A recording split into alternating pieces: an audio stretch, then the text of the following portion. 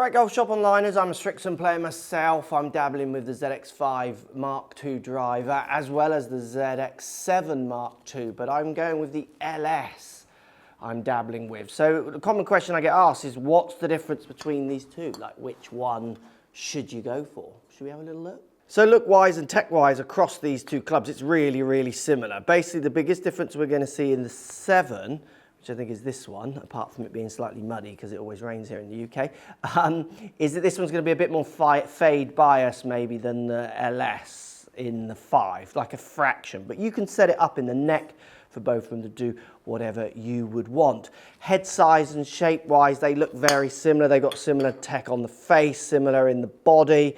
I mean, they're in much of a muchness, they're so close. The weighting can be moved more heel and toe to make this excessive fade or not in the 7, where in the 5, you've literally got the weight at the front. This is a new model for Srixon in the LS5, so the low spin, one that lots of people, certainly their tour staff, have asked for.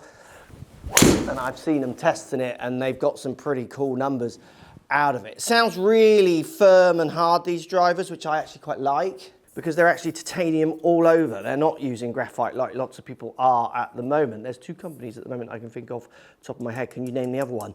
Where they're just sticking with titanium. What Srixon told me is that they just get their most stable ball speeds at the moment, with the way the club is built, around a titanium crown rather than a carbon. And what I like about the LS, which is common with low spinning models at the moment, is it's not crazy low spin. You know, you are talking kind of 1,900 to 2,400 range, so you can get some 2,000 spinners, but you're getting a lot of sustainable flights where the ball isn't just completely dipping out of the air. Those worlds of low spin have kind of gone.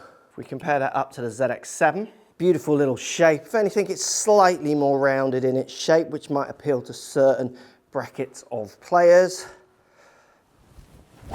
I do find that this one does have that, I mean, I'm fading a few of them, but I do feel like this one I would have to work to draw, obviously, so you could argue that the 7 is aimed at better players. It's a stereotype, but one that lots fall into. They don't like seeing their drivers going left, lots of better players overturn, so then they set the 7 up to try to calm that down a little bit, which is where I think the 5 standard is more everybody encompassing club. But if you want the 5, that fraction more help, but you want the low spin option, that's now, well, there is the LS. And the 7 and 5 here, off the face, literally you wouldn't be able to tell the difference, you just wouldn't